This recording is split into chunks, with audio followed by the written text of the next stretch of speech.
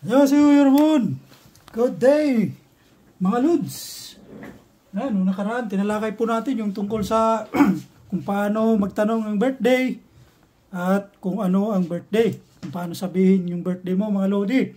Ngayon naman tatalakayin po natin yung tungkol sa days of the week in Korean.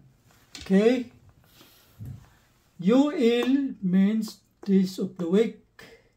Yuil, days of the week. Yuil. Okay? Ayan, nandito na naman si Juan saka si Pedro, nag-uusap mga Lodi. Ito naman, nagtanong na naman siya. Tanong si Juan, ha? 오늘은 무슨 요일이에요? Okay. What day is it today? Yung tanong ni Juan mga Lodi. 오늘은 today 무슨 요일? What day? Okay? Ngayon naman, ang sabi ni Pedro, dahil siguro nagtanong siya, Lunes yun. Okay, ang sabi niya, 오늘은 월요일이에요. 오늘은 월요일이에요. 월요일이에요. Okay? Today is Monday. Yun, ang sabi niya mga Lodi.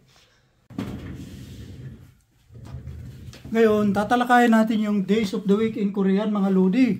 Yan po. Monday, 월요일. 월요일. 월요일. 월요일. Kapag binasa po yan dito, 월요일. Okay? Tuesday, 화요일. 화요일. 화요일.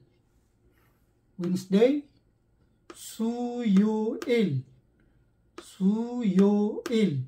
수요일. Thursday, 목요일. 목요일. 목요일. Friday, 금요일. 금요일. 금요일.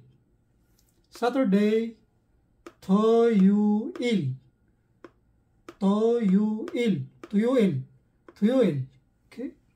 Sunday, 일요일. 일요일. 일요일. Okay? Ngayon, may mga konting vocabulary po tayo dito mga Lodi. Yan po. Yesterday. Yesterday. 어제. 어제. 어제. Today. 오늘. 오늘. 오늘. Tomorrow. 내일. 내일. Niel. The day after tomorrow, more, more, more.